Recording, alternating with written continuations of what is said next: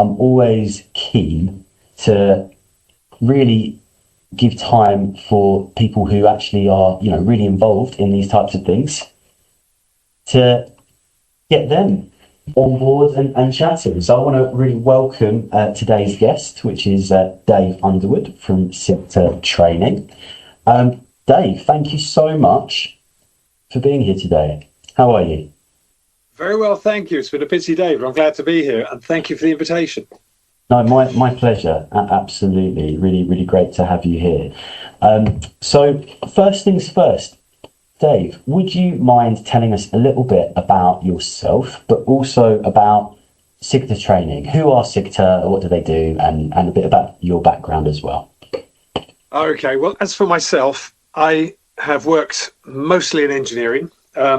I was lucky enough for engineering to take me all over the world. I worked everywhere between San Francisco and Moscow. So a huge amount of travel came into my work later on. I worked in very precise measurements, very high accuracy measuring systems. So I'd be out there installing them, selling them, training people to use them. So it took me everywhere. You can get tired of that, funnily enough.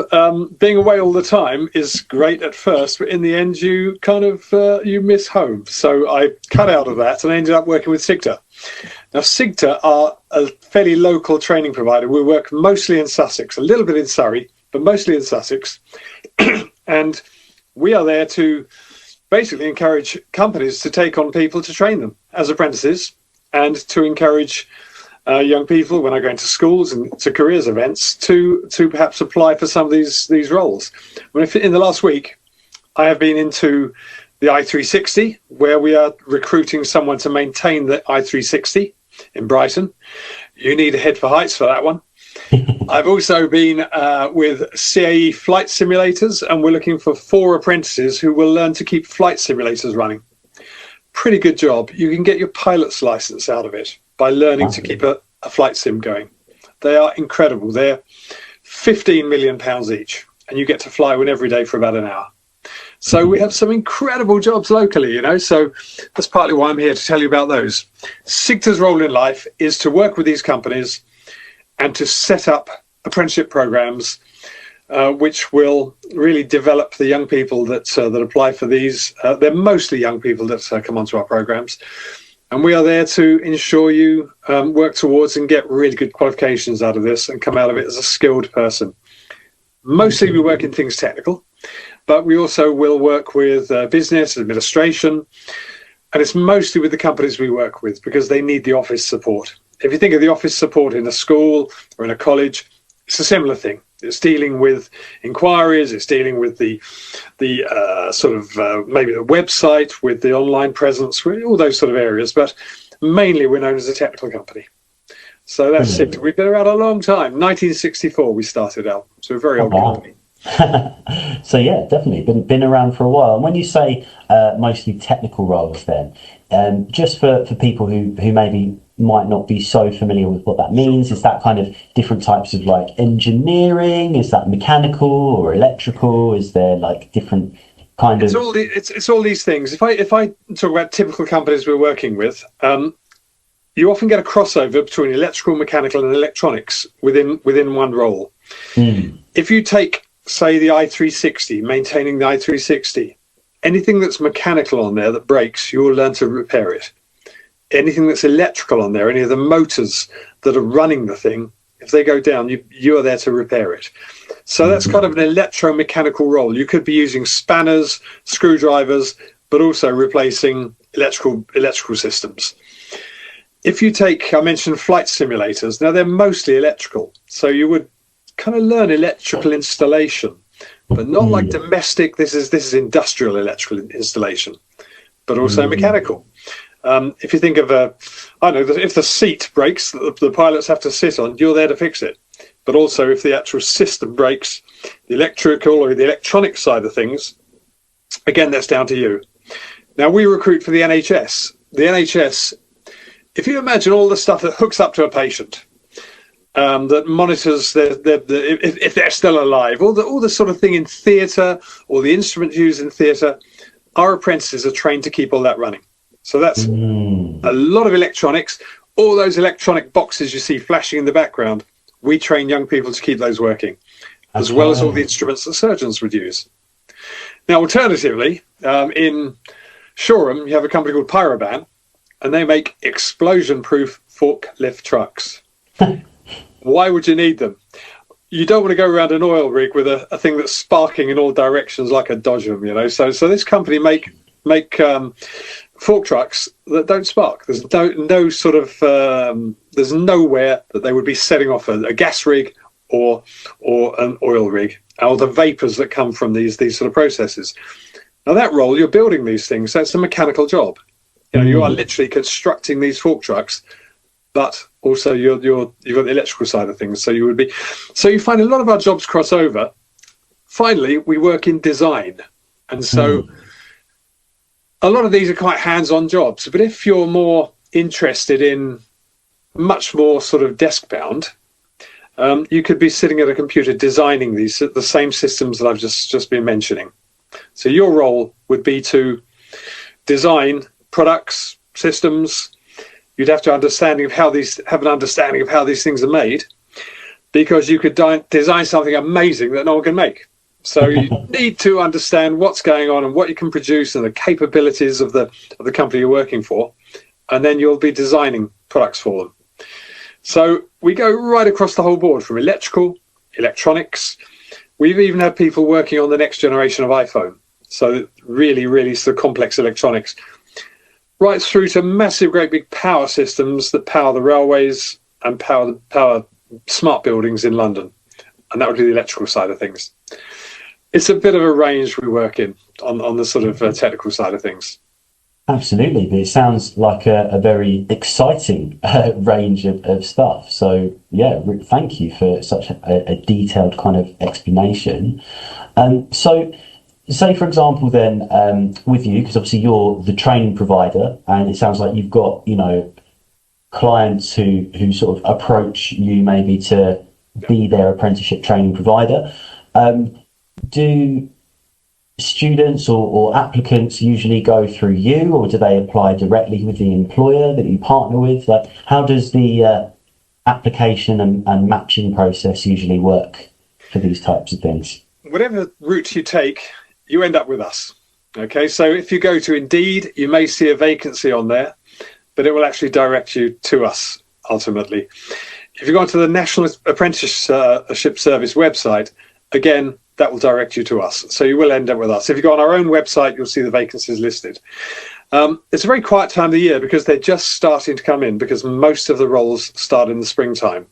I would say that most people come to us via Indeed. And so from there on, you will be directed to an application form that will come through to us. And at that point, we will sift through the vacancies and sift through the applicants, and we will select the ones that we think are most suitable. What I will say here is we don't get loads of applicants. You know, a lot of people want to go into the arts. They want to go into, maybe graphic design. They want to go into sound production, music, and all this sort of thing. So we tend to get less applicants than some other roles, because engineering technical roles, they're 3, maybe 4 years long apprenticeships. So there's a lot to learn. So we don't get so many applicants. You have a pretty good chance, if you have the GCSEs we're looking for, to get a role with us. But it's Indeed, it's the National Apprenticeship Service, and then we use social media as well. Brilliant, thank you. And that kind of leads me nicely, Dave, into my next question, which was going to be, what do you look for when you're screening applicants in those kind of initial kind of first stage applications? It depends what they're looking for, what role they're applying for. But we do look for good maths and English. By good, I mean maybe maths grade 4 and above, and English the same. If you're going for a technical role, if you're going for an engineering type role, a science is good. If you're going into business admin or something in business or customer service, maybe IT is good. English and maths we definitely look for, because they're kind of essential for any of the roles that you may be applying for. So on paper, that's what we're looking for in the way of qualifications. It depends Absolutely. upon the role. Interestingly, talking to CAE flight simulators, I mean, you're sitting basically in an exact replica of the cockpit of the aircraft that the simulator is for. It's exactly the same. They are so realistic. They're incredible. I've had a few goes, and they give me the worst airport to land in on Earth. I crash every time. You would not want me as a pilot, but they are incredible. They're so realistic. They like if someone has been an air cadet, they love that because it's shown an interest prior to applying for the job. If someone is going for something practical, even if they've got a mountain bike that they sort of take apart and adjust and this sort of thing, a hands-on experience if they're going for something engineering. If they're going into CAD, they look at hobbies. You know, are you quite into computers? Maybe you've done a little bit of design work, or we're into using some kind of a computer-aided design system. So they're quite interested in your hobbies as well as the school qualifications. Amazing. Thank you. And with the kind of the screening process and things like that as well, does that application process, how does that differ? I know you said it might vary depending on the employer, but say, for example, they've applied, you've seen their application, you think they've got, you know, the thing they're worth having a conversation with to find out more. What does that process look like usually in terms of the next stages? Yeah, what happens with us? We look at location. You can't travel too far, and so we'll put a radius of a few miles from the vacancy, and we'll make sure there's public transport so you can get there. So really, first of all, we look at where you live.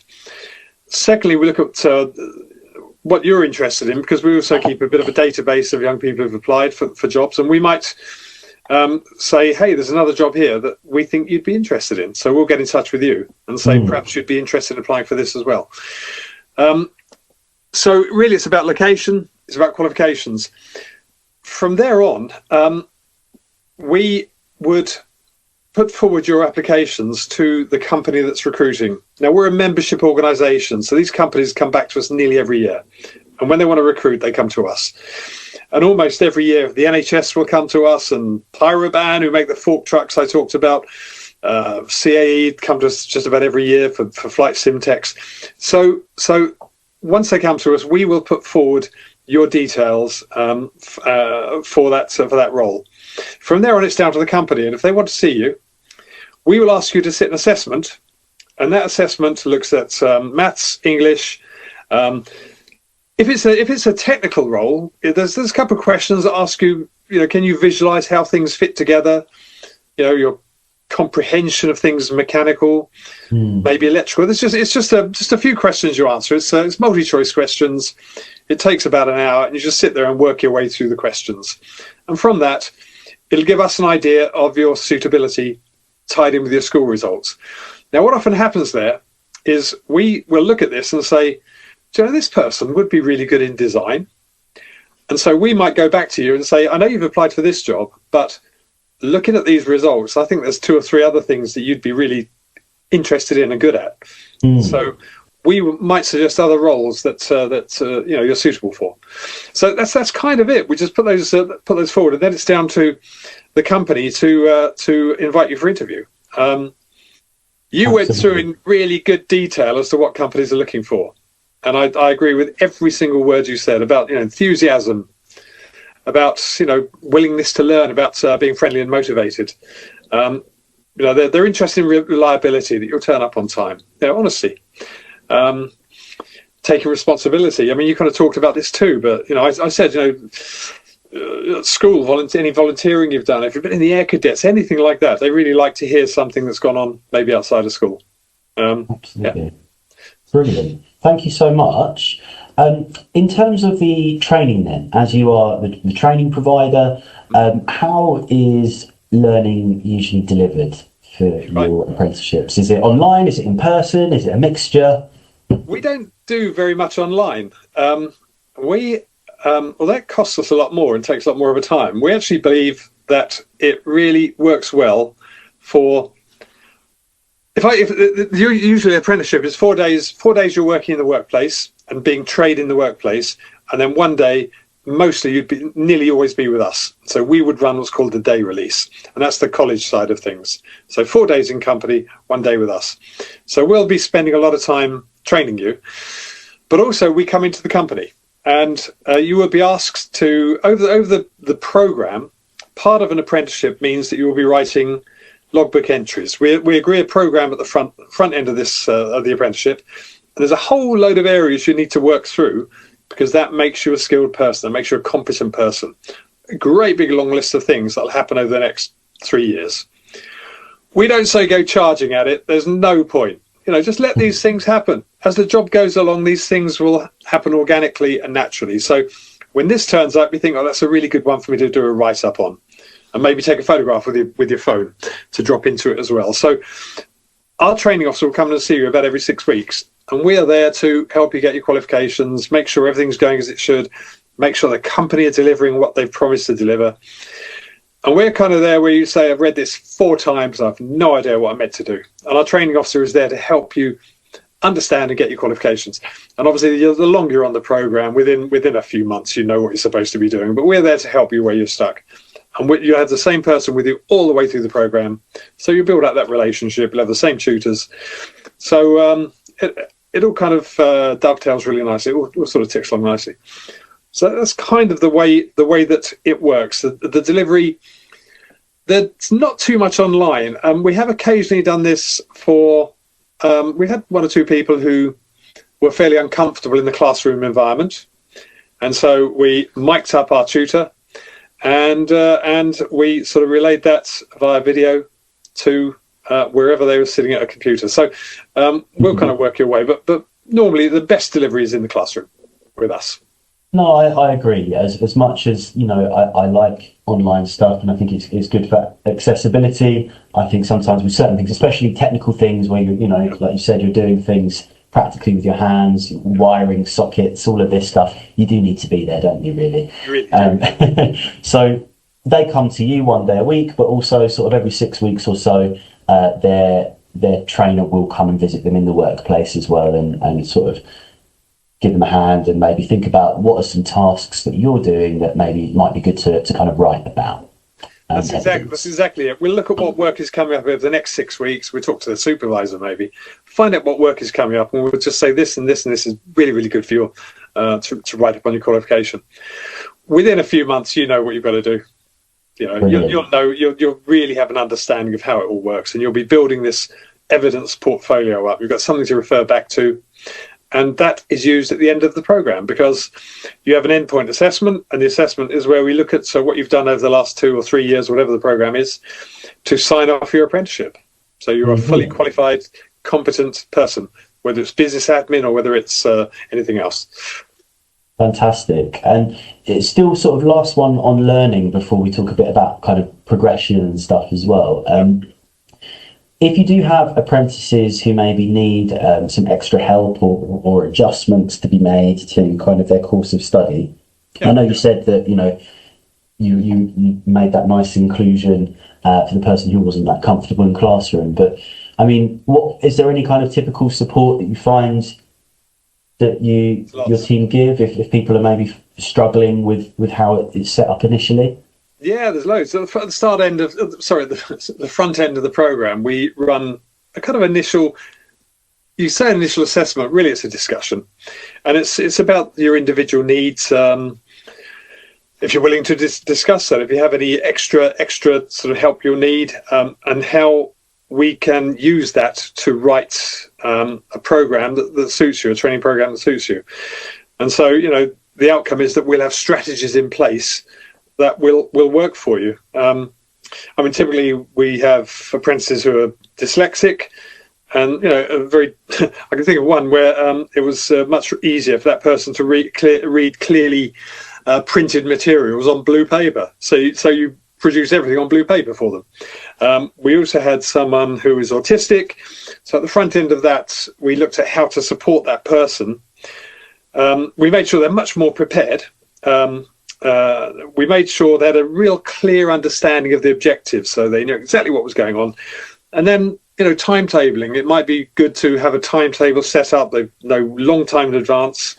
The venue, come down to see us, going to come and see where you're going to be studying, meet the tutors, just that sort of thing. So at the front end, we'll really identify what we need to do to make it, a really sort of pleasant learning experience. So yeah, it works well. We're really experienced in those areas. We're good at that. Not me so much. Our training officers, they're really good at it because they work closely with all of our apprentices. Brilliant, thank you. So obviously it sounds like you've got, like you said, a wide range of different apprenticeships that you kind of offer, that obviously these companies tend to enlist you every year. So what are the kinds of qualifications then that apprentices are getting at the end of these? Are they usually like advanced? Obviously business admin's level 3, but what kind of engineering apprenticeship standards do they kind of end up with at the end?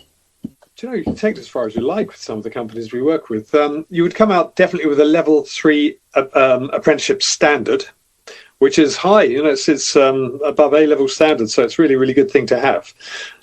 You will come out with a diploma in advanced engineering if we're talking about technical apprenticeship, which again is a really good qualification. And you may well come out with a national vocational qualification as well, which is a very hands-on one you achieve on the job. So you could well come out of that with 3 qualifications. But at the end of that, if you think about it, our companies have spent maybe 3, even 4 years training you. And the worst thing is if you sort of wave bye-bye and leave, they really want to keep you because they've spent all that time and they've grown you and you're exactly the person they want to work for them. So they will just about always offer you an extra qualification, a higher qualification. You do that, you'll probably learn a bit about management. We now have quite a few companies will say, look, you're 2/3 of the way to a degree. We'll sponsor your degree. Now, if you take a degree now, you're looking at probably £50,000 debt to pay off.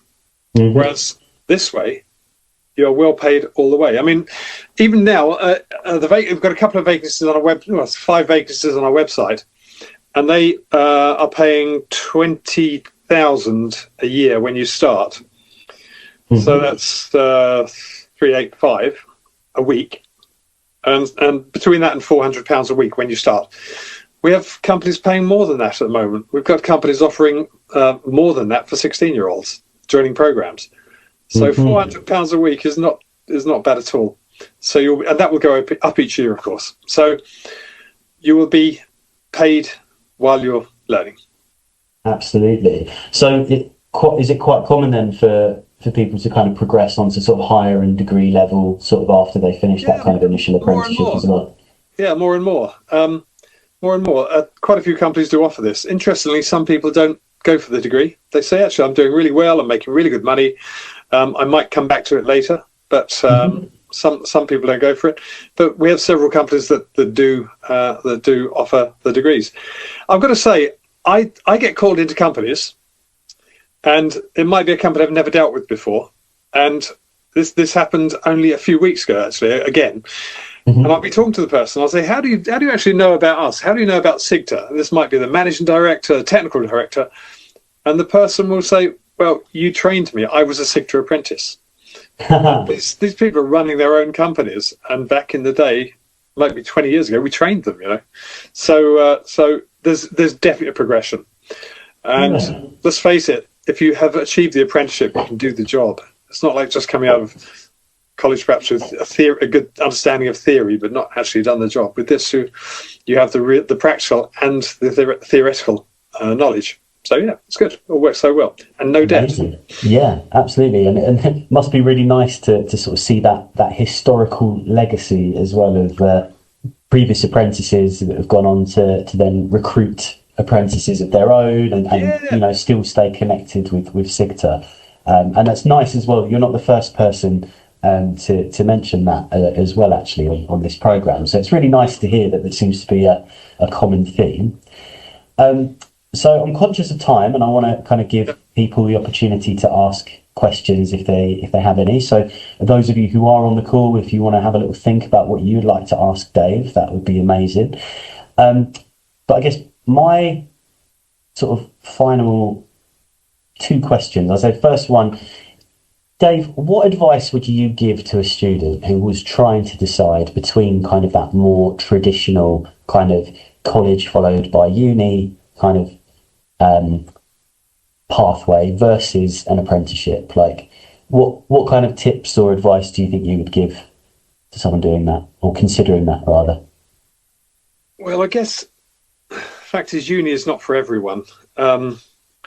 Some people really want to get out into the workplace. They want to earn money. They want to be acquiring those skills, and so some people will make that decision anyway. I think if you're looking for something vocational, something where you will be employed straight away, you won't be looking for a job at the end of your training. You have a job immediately, and you'll be working for a company that really wants to keep you and really wants to invest in you. I don't put down uni because, I say, it's worked for one of my kids, and not the other one didn't really need it ultimately. But I'd say all learning is good, whether it's going down the apprenticeship route or whether it's going down the uni or the college route. I guess the difference between college and just the college route and the apprenticeship route is that you are employed and you'll be earning, as opposed to purely study. So I think it's just your preference. If you feel ready to go out into the workplace, then apprenticeships are probably ideal for you. If you feel like you need a bit longer, make up your mind kind of thing, well, yeah, college works. Or do A-levels and then come to us. You can come to us at any age, any time, or companies like us.